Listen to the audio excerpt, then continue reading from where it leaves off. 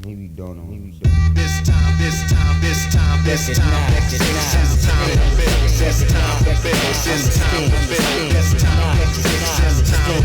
This time to build. This time to build. This time power. This time to build power. This time to build power. This time to build power.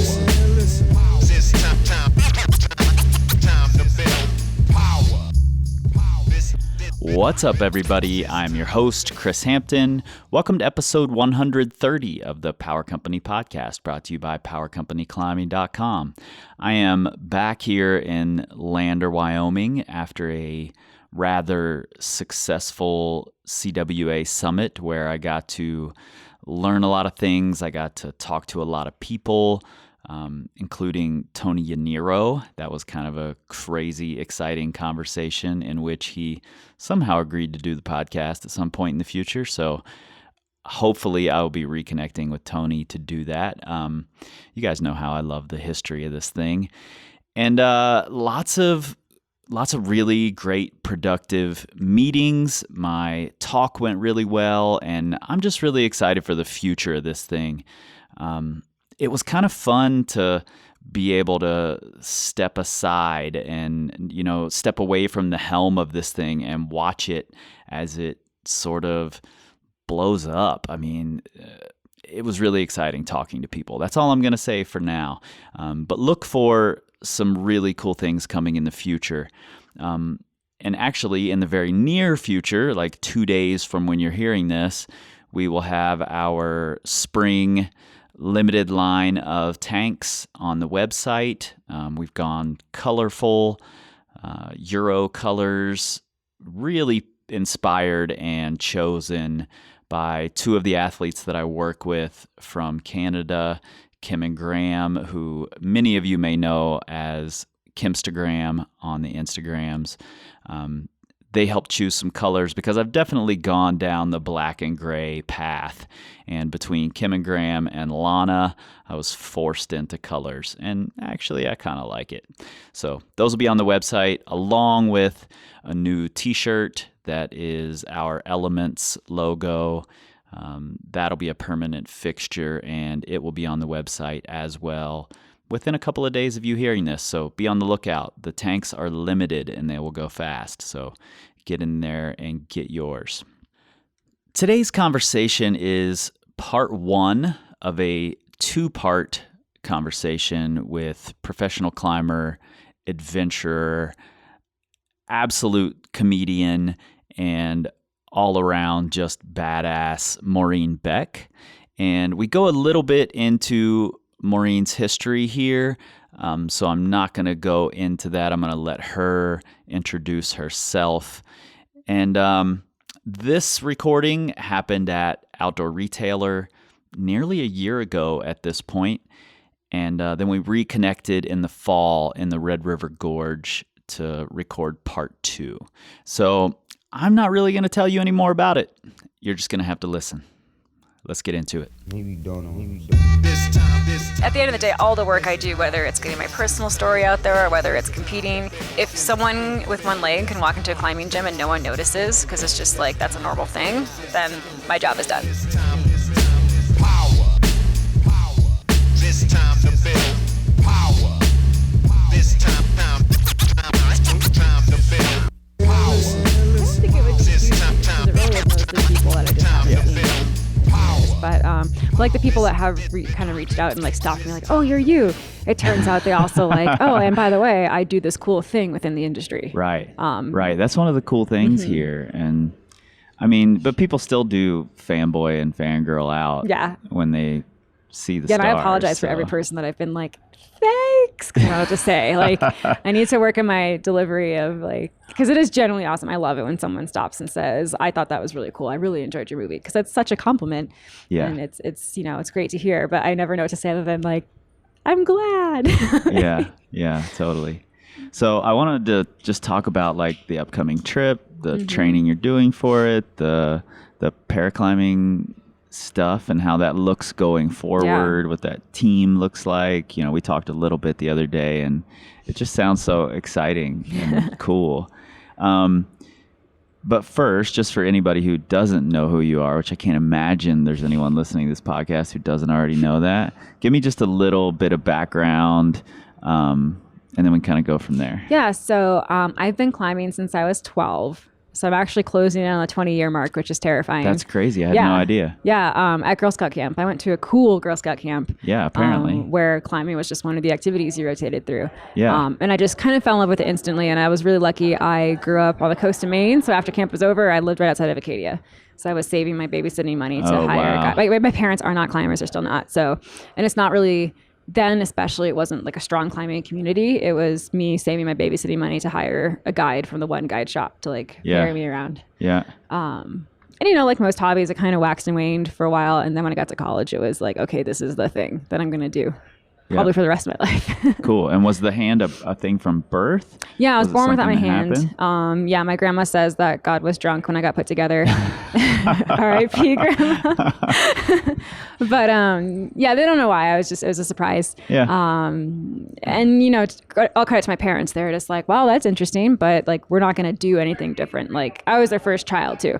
And so I'm sure they had read all these books and how these plans and how they're going to be parents. And they're like, well, this doesn't really change it. So let's just keep. We already have the blueprint. So we're let's just going not to go with pivot it at this point. So they taught me to be very independent. They made me, learn to tie my own shoes ahead of time and all this other stuff that, they could have just been like, oh no, let me do that for you. They were very much teaching me that I was my own person. And, in the end, I had to be my own advocate was probably their bigger message. I either have to learn how to do things on my own or advocate for myself to get the help I need. But they would never just swoop in and do something for me. Yeah. Or sometimes even if I asked, they'd be like, no, you're just being lazy. You're going to do that on your own. Right. So where does the word disability fit into you? I know it's a word that's thrown around. Mm-hmm. Is it a word that you use? I use it now. I still don't really consider myself disabled. Right. College applications, I don't think I checked the single box where it was do you have a disability? I was just like, nah, not really. Right. But then the more I've gotten involved with what's more known as the adaptive community, because I think that implies an active disabled community, so it's adaptive. Yeah. The more I was like, well, okay, I'll admit I'm not quite all there. Physically and mentally. In several ways. Yeah. And the more I just embrace that kind of truth rather than just being a punk about it, right. I've been able to open so many more doors. I have so many more friends now. Before I would refuse to do disabled events and right. identify that way. And now that I kind of open myself up to it, it's totally fine.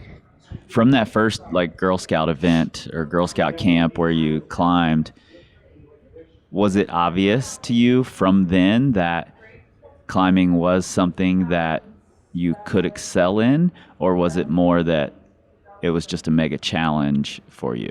Yeah, I didn't know what excelling in climbing was. Sure. There were no climbing magazines where I was. This was before the internet. I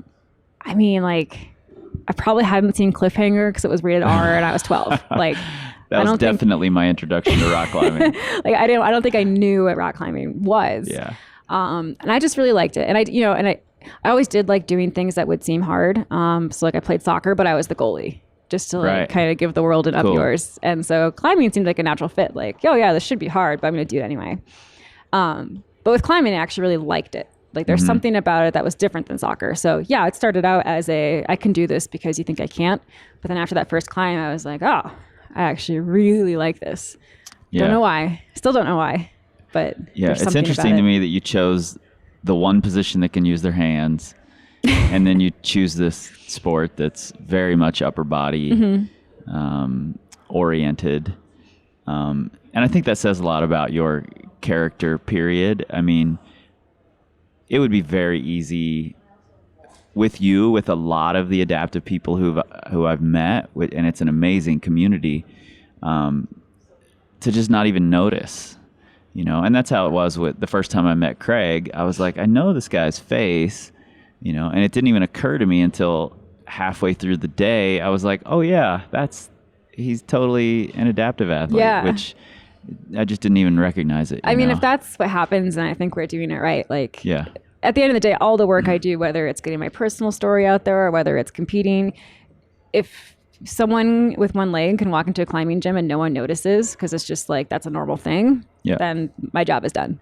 So, yeah, like, and I think I grew up in a place that everyone just felt sorry for themselves. Mm-hmm. Like it was this weird little neighborhood where everyone still lives there, that I grew up with, and they all love to talk about how hard life is for them.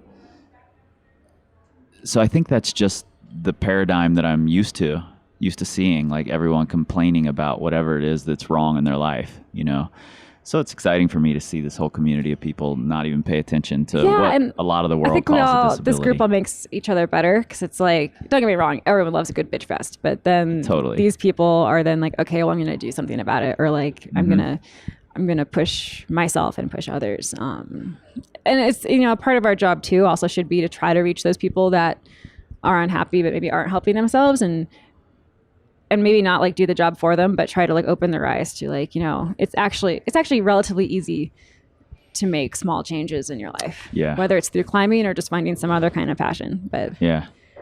Cool. Yeah. And then, so you were mostly sport climber, is that right? Yeah. I mean, I dabbled in trad. Acadia has lots of trad, but, when I started really, really climbing, it was Romney, or it was like bolted routes in Conway. Some trad climbing in the Adirondacks and stuff, but it was never my comfort zone. I was mostly a follower, not a leader, because it just seemed it's hard enough to clip a bolt with one hand on lead. Right. To find a position where I could like take the time to plug gear and fiddle with it. I was just like, I'm just going to be a 5'2" trad climber the rest of my life, and that's okay. Yeah. So sport became the place where I was like, this is a more comfortable way to push myself and push my skills. Mm-hmm.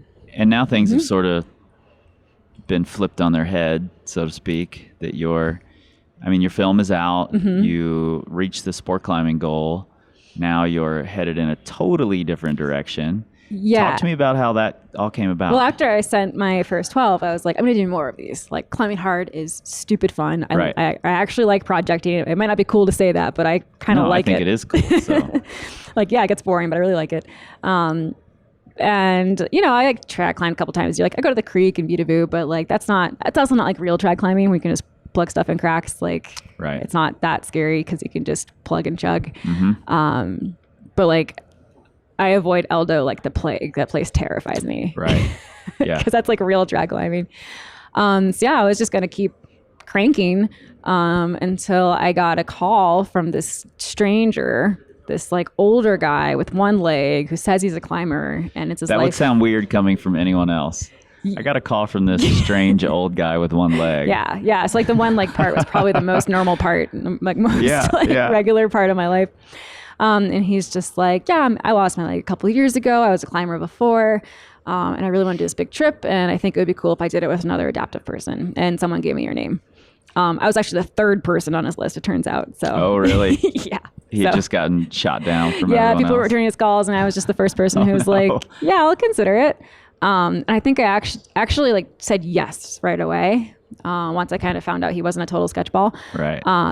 Because I was like, if I think about it, I'm going to say no. And the reasons I would say no wouldn't be good. They'd be like, oh, it's not my style, or I've never done that before. Yeah. Or, being in the field for 3 weeks is outside of my comfort zone. And I realized those are pretty crap reasons to turn down something that's so big and potentially awesome. So I said yes without thinking of it, knowing that, okay, now there's this other person who's relying on me, and now I'm stuck in a good way. Yeah. So what is the trip? What are the goals?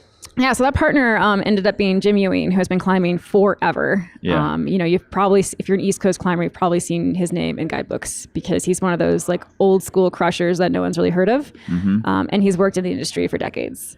And he lost his leg in a climbing accident about 4 years ago now. And it's been on his list to go to the Cirque de Unclimbables in Northwest Territories to do Lotus Flower Tower, which I think is one of like the top 50 North American classics, but I've never read that coffee table book. Such an iconic. So I had actually, being a sport wanker, I honestly hadn't heard of it. You're like, wait, is that in rifle? I know, it's just like, that sounds pretty, but like, and then, it's got the word flower in it. Yeah, I think I might have even told him I would go before Googling it, and then I looked up the image, and I was like, what have I done? Because this thing looks like this overhanging prow for thousands of feet, which it kind of is. Yeah. And at that point, I was just like, what have I done?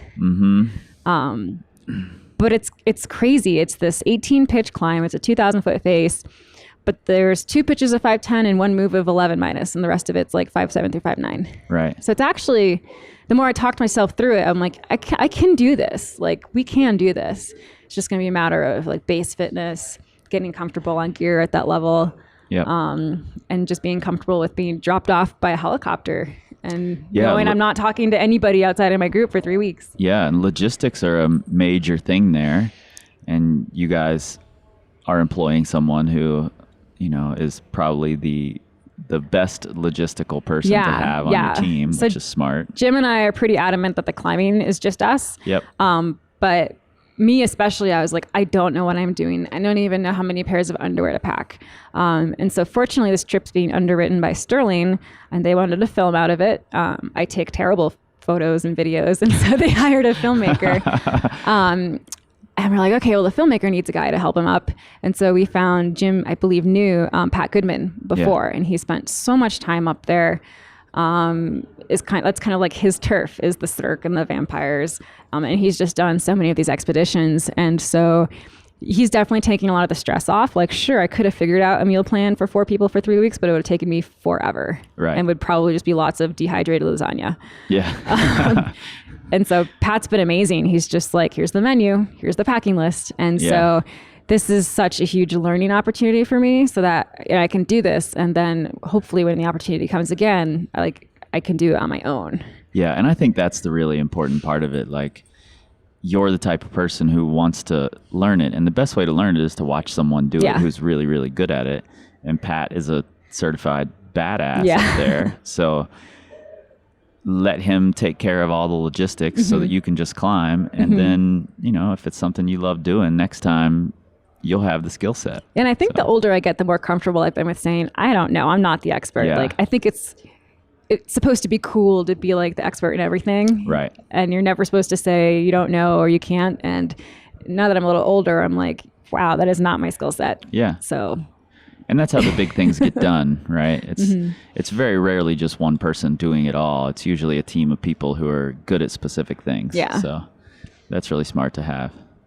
Now, Jim just flew in to train with you a little bit ago, and it was like day after or 2 days after you quit your job and have taken on this full-time life. This whole silly trip was kind of the catalyst in taking the plunge into full-time climber life. Because I was like, man, I really want to train. The trip is all of August, and I'm just thinking I need to train all of July, to have a shot at this being a pleasant trip.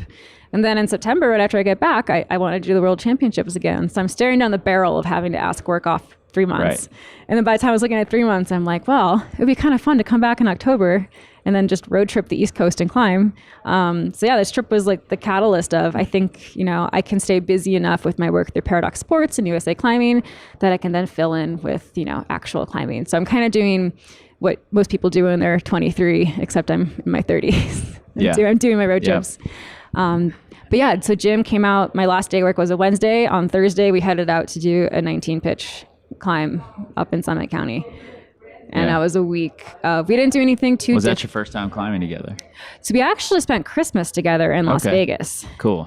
Which was my first Christmas in Vegas. Vegas is a trip on Christmas. It is. The climbing's incredible. It's perfect weather. And then you see there's like 1,000 Santas on the strip. So Vegas as a climbing destination is just wild. And that's when we first learned. And that was actually also crazy. I had like a stupid early flight. He picked me up at the airport at 7.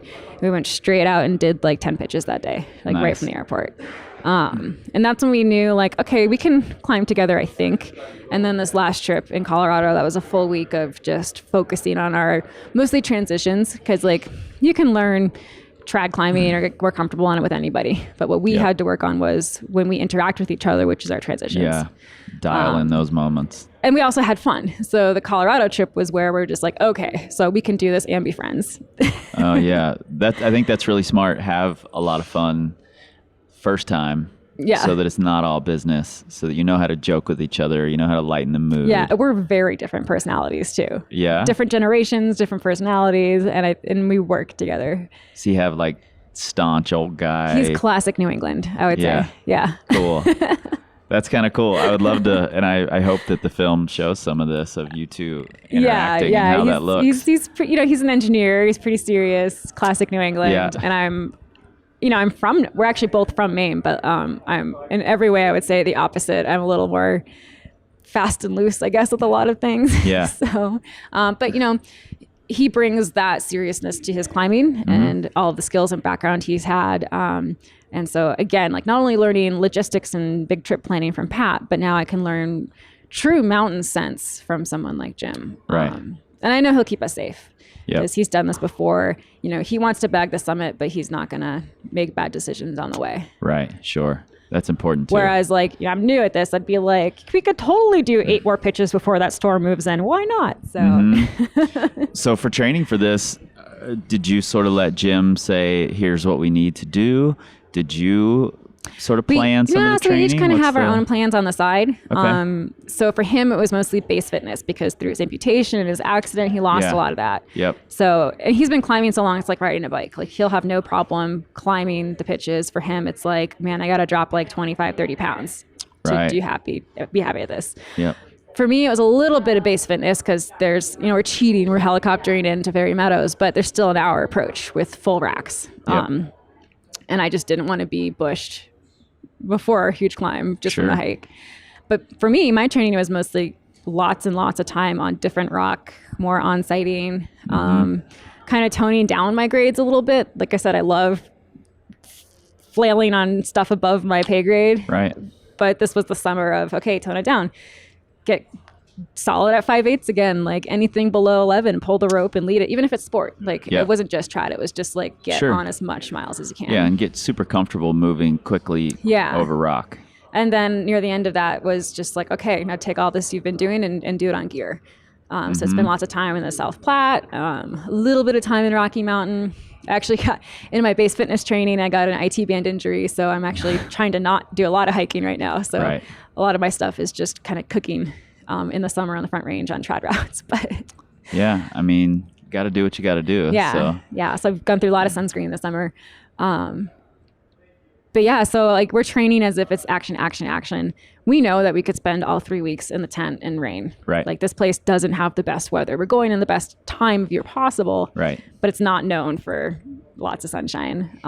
Yeah, and that'll be another benefit of having Pat there is he'll be able to read the weather probably Yeah. better than any other climber who's Yeah, there. and that, and then it's just like you can't train for boredom. Right. Like if we actually are spending a week straight in a tent, which we could, like that's new territory that's just going to have to happen. Yeah, So. totally. Yeah, I mean, that's the risk of all these kind of expeditions. You don't get to look at the weather around the Front Range and choose which crag you're Yeah. going to based on what the weather looks like. So, Yeah, our best case for bad weather is we'll do some like third class scrambles and peak bag or something. Yeah. But who knows? Maybe climate change will work in our favor up there, and that's actually getting drier. yeah, could be. Could be a dry summer. When do you leave for the trip? We leave August 3rd. How are you feeling like your chances are? Because that's just a couple weeks. Yeah, I think they're pretty good. Like, when you look at the pitch to pitch, there's no showstoppers. Yeah. And even if that crux 11 minus move is wet, which it often is, it's just like we'll aid through it. Like, Sure. there's nothing. Obviously we're gonna try and free it, but like, we'd rather just get to the top. Like that's Yeah. fine. By the time you pay for the helicopter out there, you want to get to the top. Doesn't really matter. Mm-hmm. I'm feeling good. So I think a lot of it will come down to weather. So our ideal trip would be to fire off Lotus within the first few days or week. Like maybe do a half day where we just like dial it because there's this big ledge kind of breaking up the climb in the middle. And so it would be great to just like dial to that ledge the Yeah. first 10 pitches. So then when it's go time, you just fly Just through run, that. yeah. So yeah, I would love it if week 1 we do the tower. Film's done, objectives tagged, like we're done. And then we keep getting good weather to do some possible first ascents. A lot of the stuff right in the valley has been done, but it's still remote enough that if you just hike for 2-3 hours, you'll have some first ascents. And I think it'd be really Sure. cool to get some like gimpy first ascents Yeah. too. That'd be really cool. Yeah. Yeah, I'm stoked to hear how it goes. We'll have to sit down again after Yeah. and talk about the trip. But you've got this other sort of bipolar goal. Like you're going on big giant, climbing a ton of easy-ish rock, and then you've got World Championships. Yeah. How long after you get back are World I Championships? think I'm home for a week before I fly to Austria. Whoa. So I think that's been the crux of the bigger experience was I'm pretty competitive and I'm the defending world champ. And I'm having to be real with myself that, I might not win this year because I'm not just training for Worlds, and I'm spending the month prior not training for Worlds. Yeah. I can't not go. Like I can't miss it. I love it. I think I'll still have a good shot at a medal, and our American team's amazing. I would never miss it, but I'm trying to prep myself for being disappointed with not winning. I might pull it out. I don't know, but how are you trying to prep yourself? What's the self-talk there? I don't know. Like, I also know I'll still be mad at myself. Like, even though I think that's really important. Like, recognize that you're going to be pissed off. If I give up now, then like, what's the point of even trying? But like, I'll still be mad at myself. And like, I'm telling my husband that too. It's like, I'm expecting to lose, but you should expect tears. Like, I'll be upset. Yeah. Expect fury for a few days at and like, home. Even though I have like a perfectly valid excuse, like, Sean McCall's not alpine climbing for a month before he goes to Worlds. He's cranking plastics. So, and there is a moment where every defending world champion is no longer world champion. It just happens. No, I thought I was done after Paris. I was like, all right, I won 2 now. I should be done. And then I just got sucked back in because it's really fun. But it's hard. My only hope is that I'll lose like 15 pounds on this trip and then just be light. I don't know. And like, my coach is giving me some just like body weight exercises, and I'll bring one of those like hang board things to just try to stay some kind of body awareness on, but it's hard. Because all of July, I feel like I've always been doing the wrong thing. If I'm training for Lotus, in the back of my head, I'm like, oh, I should really be like in the gym training for Worlds. And if I'm in the gym, I should be, I'm needing to get more pitches in for Lotus. So yeah, when you said yes to the Lotus trip, what was the moment like when you realized that, I'll be getting home a week before Worlds? I think I said yes to Lotus before I realized I was going to Worlds again. Right. Yeah. So I thought Paris was it. And then on off championship years, I've been doing a World Cup. So I thought Paris, I was done. No more international. But then they added a World Cup in Scotland. And I love Scotland. And I was just like, okay, one more. It's an excuse to go to Scotland. Yep. And then I won that one by accident. It was a merged category. So there weren't enough female army amputees to compete. So they merged us with another category that has people with MS, people that have they have a leg that doesn't work right. In all arguments, a category that was much stronger than mine. And so I was just like, that's cool. I'll compete. I probably won't even medal. But then I accidentally won it. And that was such a rush to be like, it was a real competition too. I went into finals in 4th. Yeah. And all my comps before, I've just been riding first the whole time. Right. And so to have that come from real competition feeling, I was just like, oh, stoke the fire. That is cool. So maybe I'll give Worlds one more shot, because Paris was a 3-way tiebreaker. So I won, but it wasn't a good win and all that stuff. But yeah, somewhere between saying yes to Lotus and everything, I was just like, I'm not done. And it's my chance to really get out there as well. Because the film did go international, and it's just another way to represent the community well, is to go keep going to Worlds. So this would have been a bad year to quit.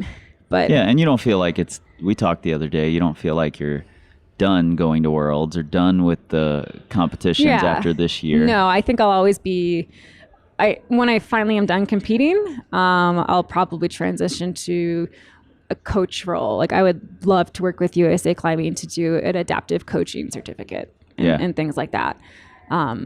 But I'll always be a climber. If anything, not competing will just free up more of my time to project hard outside. Mm-hmm. And you'll be team mom. And I'll always be team mom. Yeah.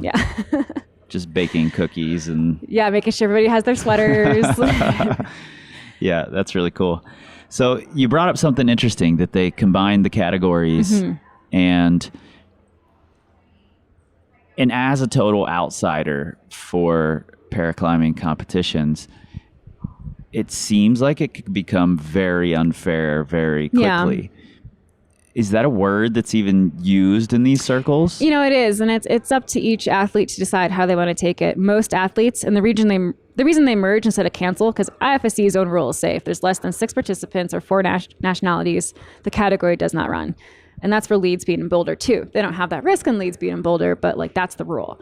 Right. And so for the last World Championships, they ended up canceling almost half the categories. which represented 60 athletes, Wow. which is a lot of athletes, but like each of those categories had 5. They just get canceled totally. Yep, they were not able to compete. And Oh, so as a community, that upset us, obviously. Yeah. And then we were just like, we're a young enough sport that we would rather compete in an unfair competition than not compete at all. Because at least, you know, if someone in a wheelchair is competing with someone that has use of their core and one of their legs, someone else in a wheelchair is seeing that on the TV or seeing photos of it, and then they'll be more inclined to join. So the representation and visibility, it's such a young sport, it's still huge. So by just canning the categories or boycotting because it's not fair, it's not helping grow our sport. Right. So I would say like 95% of the athletes would much rather get merged and they still try hard. And maybe you can do what I did and accidentally win, even though you were in the more disabled category that got merged. Right. Right. You never know what's going to happen. Every route set's different. So Sure. You never know. And how do the categories work? Because it seems like it would be really easy for someone to say a below the elbow amputee has the advantage over an above the elbow amputee. So are those different categories? The framework is there for it. So right now, the most common categories is men's and women's. You have upper amputee and lower amputee. And lower amputee, you could be missing one leg or both legs, above knee, below knee. Sure. And upper amputee, there is a different category for someone who's missing above their elbow versus below. But those almost always get merged. Right. Although actually it might be someone who is a shoulder dysartic, which means they have no arm whatsoever. Because even if you're above your elbow, you might still have a stump that can help you pull on. Yep. But there's a couple athletes that have 100% no arm. So they're just dead point to dead point to dead point. Wow. And they end up getting rolled into mine. And it's not fair, but they're just like, and I think those athletes know, like the odds of having 6 no-armed climbers from 4, it's really low. But and the more you break it down, the less likely it becomes that you'll meet that 6-person minimum. Yeah, and I think they'd also rather be like, I know I've had small categories for my entire career, and I would much rather be like 5th out of 20 people than 2nd out of 5. Sure. So I'd rather compete at a disadvantage with a bigger category. So there's upper and lower, and then there's visually impaired, which is 3 different categories based on how blind you are. Because it is a spectrum, and so people that can see like some shapes and lights and colors have an advantage over someone that's totally blind. And so they're broken out. And then there's this category called limited range and power. It's a bit of a catch-all, but it's someone that has MS or someone that has an impartial spinal injury where they can walk, but their legs don't work that great, or maybe they need crutches to walk, or they have Parkinson's, all sorts of stuff that doesn't fit in the others. And then there is seated. There's people that are in wheelchairs, have no use to the legs. And that's another category. Wow. Has there been a lot of dissent, so to speak, in the athletes and in the categorizing? What's that look like? Yeah, it's interesting. So like people like me, that it's easy. I'm missing an arm, that's my category. I'm missing a leg, that's my category. We're content. We're pretty happy. Even if like someone has the no arm, they get merged into mine, they're still like, oh, that's obvious. Like we're arm amps. Yeah. It's definitely the neurological and the visually impaired where it's just it seems like hard that's a really broad category. Like you can't look at someone and say, oh, you're this blind. Right. At least for VI, they can have an acuity test, which is like, your 20/20, except theirs is different. Yep. And then, range and power is the hardest because the most abled group, sometimes they don't even present like they have a disability that affects their climbing. Like totally they have a disability, but whether it affects their climbing, that's why they're in like the lower category. And that's tough. And then people want to be in the more disabled category to give them as much as an advantage as they can. And so they'll petition to get moved. It's really hard to define because it's not as easy as, you're missing a leg. Yeah. And with, with all of the equality and equity talk that's going on in the industry now, which is a conversation we need to have, and is a valuable one. It's a whole nother level when it comes to this. And I think as a paraclimbing sport, as athletes, we have a lot of room where we can also just train harder. We can try harder. We have a lot of folks that love climbing, love it passionately, But I think we're at this, it's going to be an uncomfortable growth period where we finally have our numbers up. We finally have lots of athletes.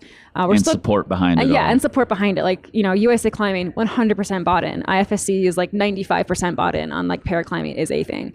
And so now that we have all these numbers, it's time to take it from more of like a hobbyist sport to disabled athletes should be training just as hard as the Claire Burfreens of the world and the Margot Hayes of the world. Yep. Their training will look different for sure, but it's taking it seriously. And I think that's the next step for us, is figuring out how to morph from what's largely a casual community into real athletes, especially if we're looking at possibly the Paralympics in 2024. Because Paralympic skiers, they train, they go to training camp, they spend thousands of hours training.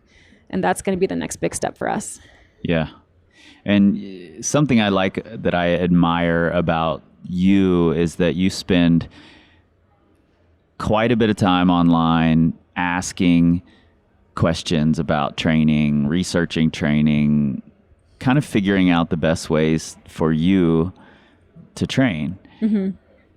In that time of looking for answers, trying to find methods, what have you found that, and this could turn into something extensive, but what have you found that can stay the same for you as the way everyone else is training, and how does it look different?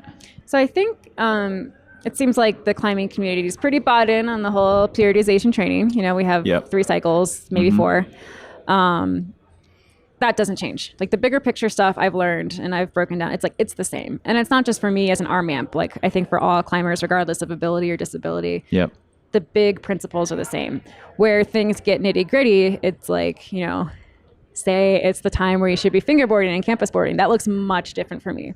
So what are other ways that I can gain power without being able to really use a campus board or without using a fingerboard the way you're quote unquote supposed to? Yeah. And I think that's something really interesting. And I remember this post on Facebook, I believe, that you said, and I hadn't thought about it from this perspective, because the easy answer would be, oh, well, you just do one arm hangs, what's the big deal?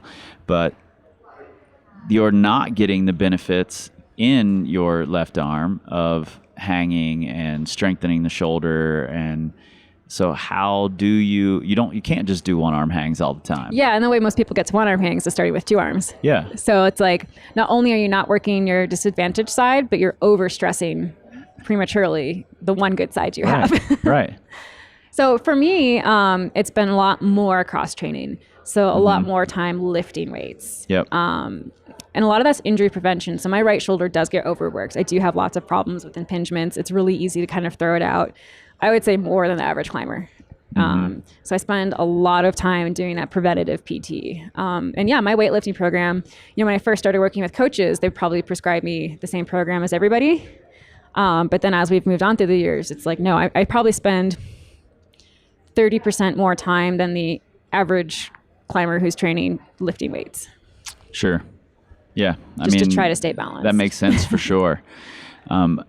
Did you find a solution to the hangboarding issue? Are you able to figure out some way to hang? Yeah. So it was actually finding the right board helped. I'm using the Beastmaker right now, just because it's soft enough on my skin.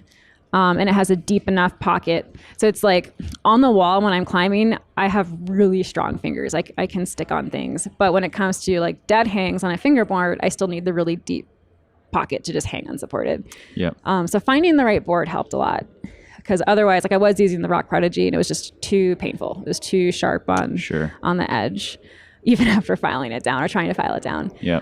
So it's just a lot of experimentation. And, I've finally, after years, figured out how I can do pull-ups. Like my pull-ups are always offset. And sometimes I just do the one arm with the band. But, one arm with the band, your left shoulder's not getting that workout either. Yeah. So I've probably ordered dozens of every weightlifting hook, strap, ab strap thing you can find on Amazon to just like try to see what works. But it's gotten there the last 5 years, especially. Like once I started competing and taking that seriously, that's when I was like, okay, it's time to finally like not just climb and think I'm training by climbing, but it's time to actually go upstairs to that weight room and play on the fingerboards and try it. Like, I still don't moonboard. Moonboarding's pretty much on my can't list. But, Yeah, sure. but like, for example, so for, power sessions, my gym will just like set me specific boulders. Yeah, I was just about to ask that. Is there? So I have figured out training specific through setting? climbing, but it's like super intentional. Yeah. I can't just wander around and be like, oh, my fingers are tired, so that must count for finger workout. It's like, no, Right. we have like very specific things we do. Oh, that's really cool. What does the setting look like? Why is it different than normal setting? So for me, it's usually about reach. So I always challenge my setters to be like, I want you to set a route that's 512 for everybody, but that's still something I can do. Yeah. So there'll be a lot of it, like especially, so for me, I can on-site most low 11s in the gym. But then there's some like mid 10s I cannot do. Sure. Yeah. Which is, similar for everyone. Yep. But I think for most abled people, it's a tighter window of what they can and can't do. Right. Where for me, it's like I could, have no problem on a 12 minus, but there's a 10B that I'll never do. Right. So for me, that can and can't is much further apart. Like Yeah. it's a total crapshoot. Because there's a very specific Yeah. Or like in the set of style too. things. Like obviously I'm much better technical dead vertical climber, and there's like 10 A's on the big overhang lead wall at the gym that I just cannot make my way through. Right. So it depends. But yeah, I mean, it was really fun. Like our head setter saw my film and I came in the next day and there was like a stump jam set on a boulder problem. He was like, yeah, I heard you say that number Cool. ones are perfect. So I put these 2 flat holds together and there's a stump jam for you to climb off of. And I'm like, that's amazing. I almost never get to stump jam in the gym. So, Yeah, totally. No, But, that's really cool. And the reach thing is something interesting. I had worked with a below elbow amputee for a while. Yeah, and- John, right? Yeah, I worked with John for a while, and his reach was something I hadn't considered because you don't really extend at the elbow almost ever when he's climbing.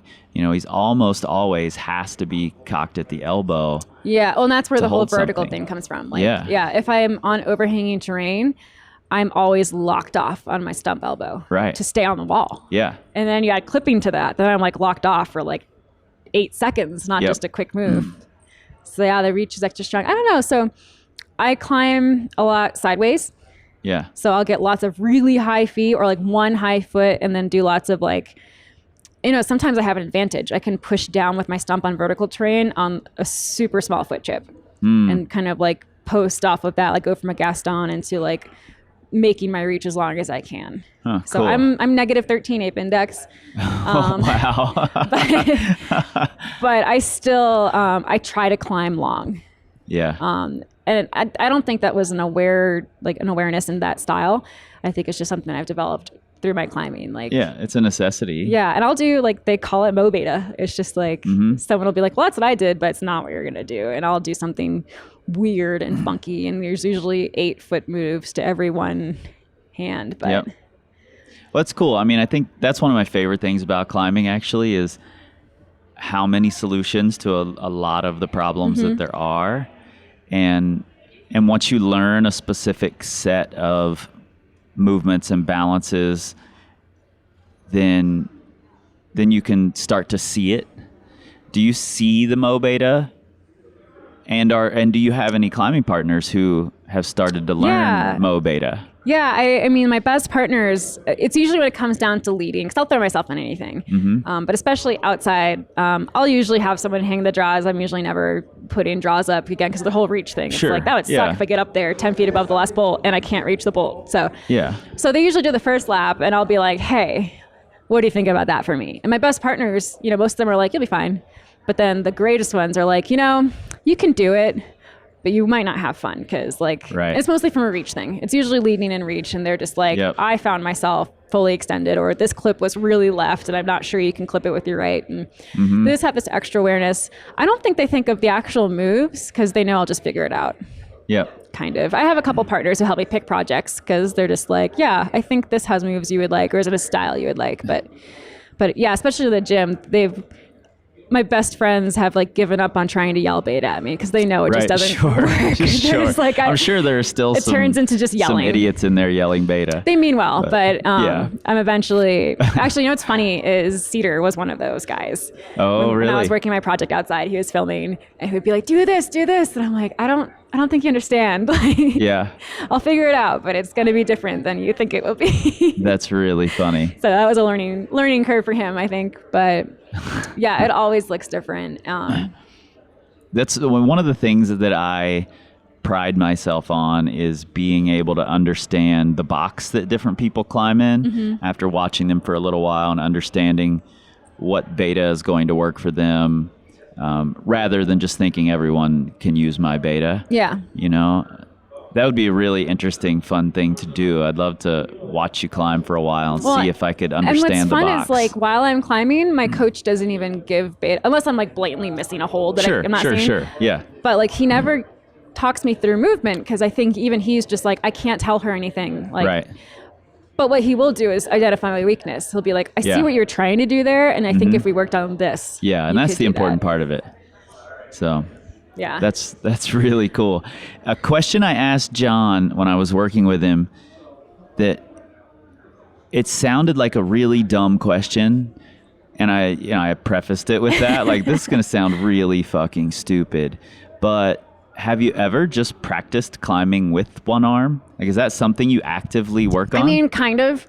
Whenever I try to do that, like pretend I have literally one arm, I usually hurt myself. Gotcha. Because I still use, even if I'm just bumping right over and over because the hold stuck for my left is still usually engaged somehow. Yeah. And yeah, like the last time I tried to just huck, I like blew up something in my elbow or something. Yeah. And so what I'll do instead, because it is great training, because like, yeah, sometimes I'll come to like a series of pockets that my stump don't fit in. And so it's just bump, bump, bump, bump. Yeah. So I'll just purposefully pick out routes like those that I know I'll hate because they're going to really wreck me, but it's like a safe way to push that. Yeah, I think something like a campus board with feet would be a really safe, easy way to progress through it too. Yeah. You know, just bumping on campus jugs and then moving down slower, and maybe even putting something on precise like pockets where the precision becomes a big part of it. That could be really fun and cool. My fingers are pretty strong, and my precise dead points are pretty good. I would say that's actually strength, because I often end it, it's like a rifle style where I'll get like high feet and then just have to stand up and go and stick. Yeah. And it's never a dyno. I'm not a dyno, or I'm not a jumper, but it's big static moves that to someone is just a normal reach, but I have to usually overcommit. Yeah, man.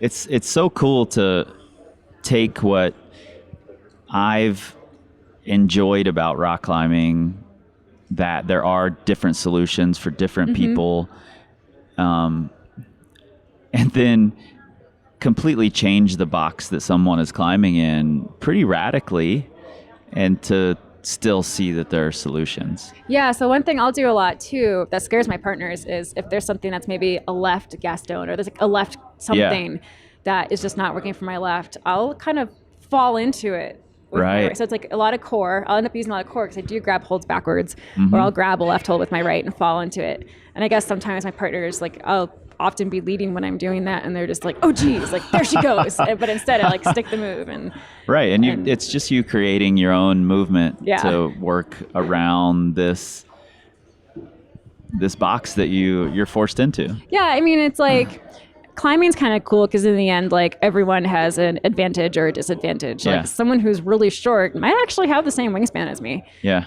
They have more fingers, but they're going to have to come up with different beta than someone who's really tall. Yep. And that's what's kind of cool because, like, the routes don't care. They're not going to treat me different because I have one hand. So. Yeah, I just climbed with a guy last week who's been a client of mine for a long time, and while I had climbed with him before in the past, I hadn't ever really realized how tall and long he is. He's 6'7" with a +5. You didn't notice how tall that was? I mean, I noticed it, but it never occurred to me that he's got a 7-foot wingspan. Oh my word. It's insanity. I might believe that could be a disadvantage on some climbs. Exactly. Yeah, I mean, like you said, we all have an advantage and a disadvantage, and it's interesting that oftentimes it all sort of evens out. Before we kind of wrap up here, because I know you've got things that you've got to do too, but because grades are such an interesting, infuriating topic to discuss, period, I would love to just know your take on how you deal with grades, because like you said, there are going to be 10Bs that you can't do. Yeah.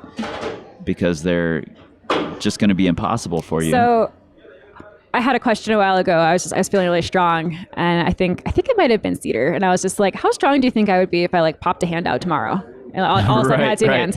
And he was just like, probably mid-13s. And I'm like, that's cool, because I'm not even training right now. Like, I guess I just have like the movement maybe without having to be that strong. And that was kind of like cool. Yeah. That's awesome. Yeah. So grades kind of can't matter to me in that I can't judge a route by its grade. I can't get upset because there's a 5.9 I can't lead. Like, there's no room for that. That said, as a climber who likes projecting and pushing myself, I love grades. Yeah. Like, I feel like that's another thing that's like not cool to talk about. Like, it's like not cool to chase grades right now. Everyone's supposed to be a soul climber, right? Right. Like, there's so much pressure to not care, but I care. Solely for the 8A. Yeah. Yeah. Or like, yeah, I mean, I guess if you're not Andra, you should just be in it for the love of climbing and not care about your grades is like the cool thing to say now. But I love grades. I love being able to say, I can do that. Like, yeah, they represent a improved. challenge. Yeah. And like, yeah, I picked that 5.12 because I was grade hungry. I was like, culturally, your first 5.12, like, even though I've been a real climber for a long time, and with one hand, 5.10 is probably 5.12, I was just like, this is a universal grade that people will be like, okay, she can do that. Mm-hmm. That's probably the wrong reason to want a grade for other people, but whatever, it pushed me, and I got it, and that's what's so important. If you find a reason to push yourself, and then you do push yourself, that's the thing that people are trying to sidestep when they say don't chase grades. They're trying to make sure that you can't just give yourself an easy way. Mm-hmm. But I think they fail to realize that a lot of the people who do pay attention to the grades use them as a way to find more challenges. Yeah. And so for my money, I think chasing grades is perfectly fucking fine thing to do. It helped me feel like, even though probably the only person who cared was me, but it did help me feel like legitimized as a climber. Like, sure. Even though I had won a world title and all this other stuff, like it helped legitimize me. But then again, I also, like, I don't think less of someone that can't do a 5.12. Like, sure. If the 5.9, if that's your project, like, that's incredible. I get more excited about someone who did their first 5.9 than someone who did their, like, second 5.15 or third 5.15. Right. Like, I just think the genuine joy of the first is really cool. Yeah. Would you say that 5.12, what was the name of it? Days of Future Past. Days of Future Past. Name, yeah. Oh, it's a cool name. What would you say that's your proudest climb, or are there others that you'd consider? I think I'm proudest of the process, because I should have given up months before. Like, in the end, it might not have been the right climb for me to do. I honestly didn't know That's a good definition of projecting. The process. I should have given up months before. Yeah. Well, and like, honestly, because it was in the film, like, I had to do it, and that was good. Like, I would have, if it weren't being filmed, I probably would have walked away thinking I couldn't do it. That held you accountable. Yeah, it held me accountable, and through that process, now I'm like, holy shit, I can do this. Like, it was a total beaten to submission style of projecting. Like, I sieged that thing. Yeah. But I did it, and it would have been easier not to. And yeah, I discovered I had that in me. I didn't know until then. So yeah. So in the end, that whole exercise has probably prepped me for this big alpine trip. Totally. Like, hey, if I can stick on that stupid 8-foot section for 6 months, I can stack up and push through 18 pitches. And your bipolar world championship goal after that. Yeah, why not, right? Yeah, and that dude's scooter, I totally need one of those things. Is it convertible? Like, I don't know. I've never seen one of those. Yeah, he looks happy. It's like a fold-up powered scooter. The things you see at OR. I know. All right. Well, thank you a ton for taking the time to sit down with me, and I can't wait to hear how the trip goes, and I'll swing down to Boulder and we can chat again afterward. Yeah, and hopefully Jim and I are still friends, and we'll be planning the next trip by then. Yeah, totally. All right, awesome. Thank you. Thanks, Mo.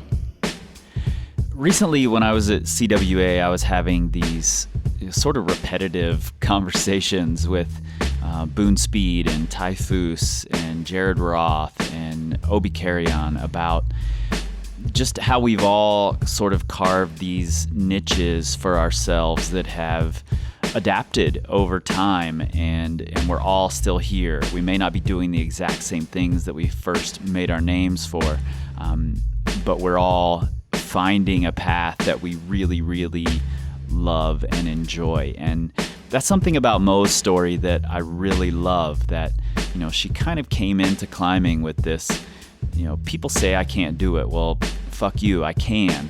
And I definitely resonate with that attitude. But then she really loved it and continued doing it. And the whole definition of adaptive has changed for her. And now she's becoming other things herself, you know, this adventurer who's getting way out of her comfort zone, and she's also become this advocate for adaptive competitions. She's kind of become the de facto voice, whether she likes it or not, and I just admire that, allowing things to change. So that was part one. Part two, we're going to sit down not in a crowded hallway, but instead at a campfire in the Red River Gorge with a bunch of Mo's friends and a couple of bottles of bourbon, and talk about how the trip went. Part two is out right now, right there in your pocket supercomputers, if you have subscribed to the Power Company podcast, which of course you have. And if you haven't, shame on you. Subscribe, and just to make up for not subscribing, grab your friend's phone and subscribe them too. It's only the right thing to do. Also, right there in that pocket supercomputer of yours, you can find links that will speed you through the internet straight to the Instagrams and the website of Mo, who, by the way, was named National Geographic 2019 Adventure of the Year. But we all know that's second to her being on the Power Company podcast. And you can also find us at powercompanyclimbing.com. You can find us on the Facebook and the Instagrams and the Pinterest at Power Company Climbing. You can search for us on Twitter. Mo is actually on Twitter. However, she hasn't posted anything since 2017 because we don't tweet. We scream like eagles. This